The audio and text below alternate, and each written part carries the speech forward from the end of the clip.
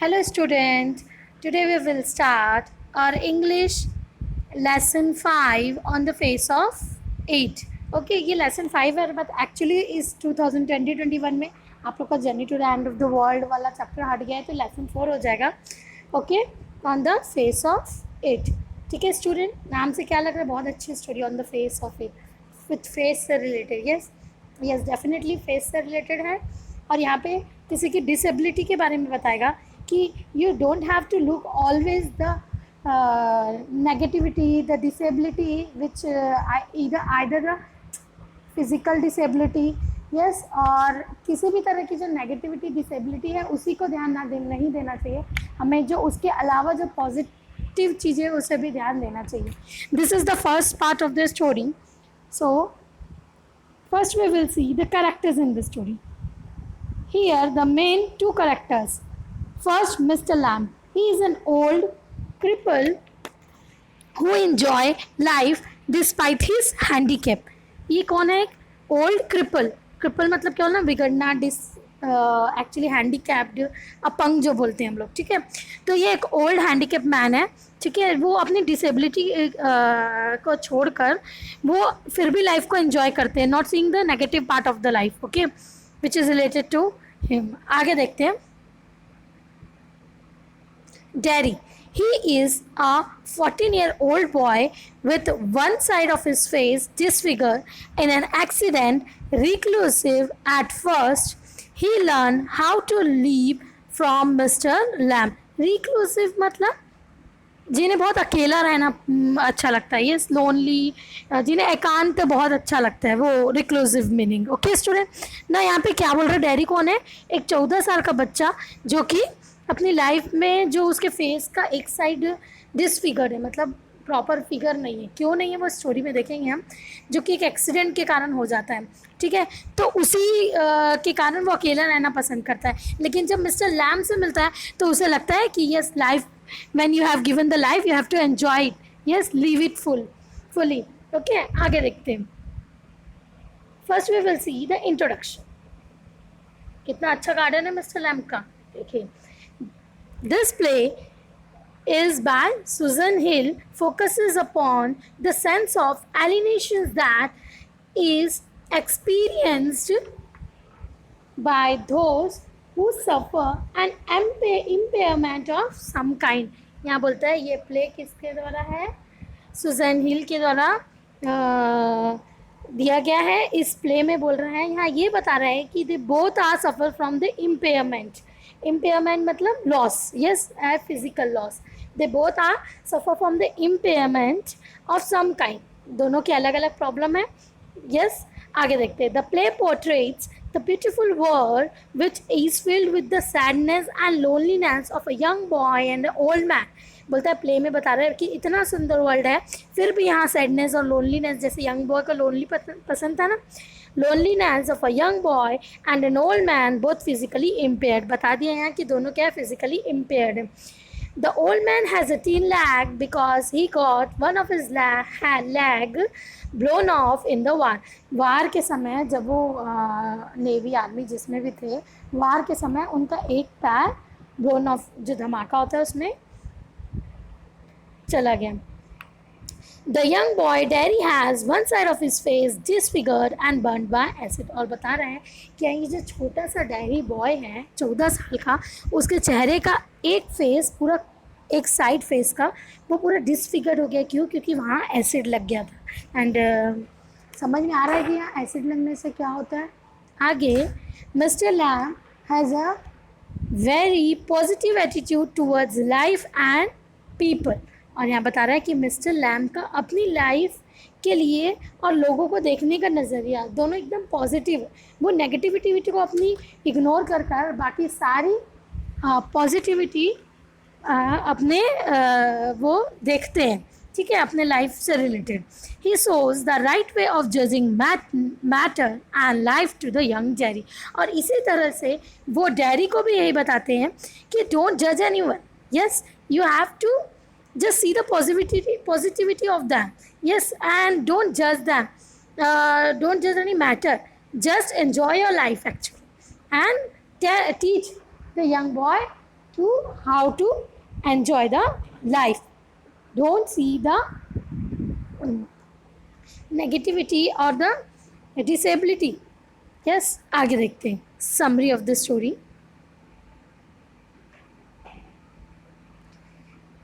The scene is located in Mr. Lamb's garden. Mister Lamb के garden का scene है, ये फर्स्ट सीन है. इस स्टोरी में टोटल 3 सीन है. हम किस सीन की बात कर रहे हैं? फर्स्ट सीन की. There is an occasional sound of bird song and of tree leave rustling. जो ट्रीज के बर्ड्स के जो साउंड होते हैं उसे ये बोल रहा है. ट्री लीव्स आपस में जब जो से टकराती है जो होता है वो रस्टलिंग साउंड, उसकी बात करें. Darry walk slowly and cautiously through the long grass. धीरे धीरे डैरी अंदर आ जाता है. कैसे अंदर आता है दिख रहा है? क्लिम द वॉल, ऐसे वॉल से चढ़कर. उसे लगता है गेट पे कोई होगा, लेकिन आगे देखना है स्टोरी में. ही एंटर लैम्स गार्डन. इस तरह से वो उनके गार्डन में एंटर हो जाता है. He comes round a screen of bushes. Bushes मतलब जो झाड़ियाँ होती हैं, जो बड़ी बड़ी घासें लग जाती है, वो उसकी बात कर रहा है. He comes around of screen of bushes. Mr. Lamb speak to him when he is close at hand. जैसे ही मिस्टर लैम के पास जाता है तो अचानक से उससे मिस्टर लैम बोलते हैं. ठीक है, अब डैडी कहाँ से आया था? वॉल से. लेकिन उसे ये नहीं पता था कि मिस्टर लैम के गार्डन में एंटर करने के लिए उनका गेट हमेशा ओपन रहता है. देखो आगे देखते हैं. Daddy is startled. He is apologetic. He didn't know if there was anybody there. उसे नहीं पता था, वो डर गया. उसे नहीं पता था कि वहाँ कोई है. Mister Lamb tries to make Derry comfortable. But फिर भी मिस्टर लैम उसे कंफर्ट कर रहे थे अपनी बातों से. He can pick up crab apples. Crab apples मतलब जो जंगली जो उग जाते हैं ना अचानक से पेड़ में, स्मॉल छोटे छोटे पेड़ होते हैं जो एप्पल के, वो बोल रहा है crab apples. Derry need not go away on mister Lamb's account. Derry को मिस्टर लैम अपने जैसे अपने बारे में बता रहे थे तो उसे उसके कोई मतलब नहीं था. लेकिन आगे स्टोरी में सुनते हैं. He doesn't mind who comes in the garden. ठीक है, उन्हें कोई मतलब नहीं था गार्डन में कौन आता है कौन जाता है. Yes, the gate is always open. वो बता रहे हैं कि मेरा गेट हमेशा ओपन रहता है. Daddy did not need to climb over the wall of the garden. आपको वॉल चढ़कर नहीं आना था, आप गेट हमेशा ओपन रहता है, उससे आ सकते थे. Derry says he didn't come there for stealing apples. वो सफाई देने लगता है कि मैं यहाँ एप्पल लेने नहीं आया. Mister Lamb assures him that he can stay there. और फिर वो उसे बोलते हैं कि no issue if you will take the apple. Yes, और बोलते हैं कि mister Lamb assures him that he can stay there. अगर तुम थोड़ी देर यहाँ रुकना चाहते हो तो बिल्कुल रुक सकते हो, मुझे देखकर मत जाओ मतलब. ठीक है, डैडी छोटा बच्चा था, डर गया होगा, इसलिए उसे कंफर्ट करे और उसे बोले कि हाँ रुक जाओ. ठीक है, आगे देखते स्टोरी में. Daddy says that the people are afraid of him. He asks Mr. Lamb to look at him, and after seeing his face, he might think that he is the most frightful and ugliest thing. देखिए daddy इतना छोटा सा बच्चा मतलब अपनी life को कितनी negativity से देख रहा है. बोल रहा है कि मैं किसी से नहीं डरता, मुझसे सब डरते हैं. एक बार मेरा चेहरा तो देखो. यस, एंड थिंक, और देखो और फिर तुम्हें पता चलेगा कि दुनिया से सबसे गंदी और बदसूरत चीज़ यही है. Daddy says that when he look in the mirror and see his face, he is afraid of it. बोलता है जब मैं खुद अपना चेहरा देखता हूँ कांच में तो मैं खुद डर जाता हूँ. Mr. Lamb says that the whole world of his face is not frightened. बोलता है ज़रूरी ऐसा नहीं है, तुम डर जाते हो, लेकिन ज़रूरी नहीं कि वर्ल्ड के सारे लोग तुम्हारे फेस को देख के डर जाए. Yes, the whole of his face is not frightening. और ये भी बोलते हैं कि तुम्हारा चेहरा पूरा तो डरावना नहीं है, सिर्फ एक पार्ट, एक कुछ हिस्सा है ना, तो it is not frightening actually. Mister कौन बोलते हैं? लैम, कि मुझे तो कोई डर नहीं लग रहा है. मतलब उसे कंफर्ट कर रहे हैं. देखिए, ठीक है, और उसे क्या बता रहे हैं कि हमेशा अपनी नेगेटिविटी को मत देखो. देखो पिक्चर में दिख रहा है उसका फेस. आगे देखते हैं. बहुत अच्छी स्टोरी स्टूडेंट, इससे आप लोगों को बहुत कुछ सीखने को मिलेगा कि कैसे अपने लाइफ में हमेशा पॉजिटिव चीज़ों को देखना चाहिए, ना कि नेगेटिव को. ठीक है, नाउ देखिए आगे. Mister Lam now change the topic. He say when it is bit cooler he will get the ladder and a stick and pull down crab apples. बोलते हैं जैसे ही थोड़ा ठंडा हो जाता है मौसम, यस, तब मैं लैडर लेके आऊँगा और एक स्टिक लेके आऊँगा और एप्पल तोड़ूंगा. They are ripe for making a jelly. वो पक चुके हैं, क्या बनाने के लिए, जेली बनाने के लिए। वाह कितना सुंदर दिख रहा है, यम, एप्पल तो बहुत अच्छा लग रहा है फोटो में। Yes, September is the right time of year for it. यहाँ पे बता रहा है कि सितंबर जो है वो क्या है, राइट टाइम है, क्या है, of the year for it, किसके लिए, एप्पल के लिए। He tells daddy that he could help him, बोलते हैं इस तरीके से डैडी भी उसकी हेल्प कर सकता है अगर चाहे तो।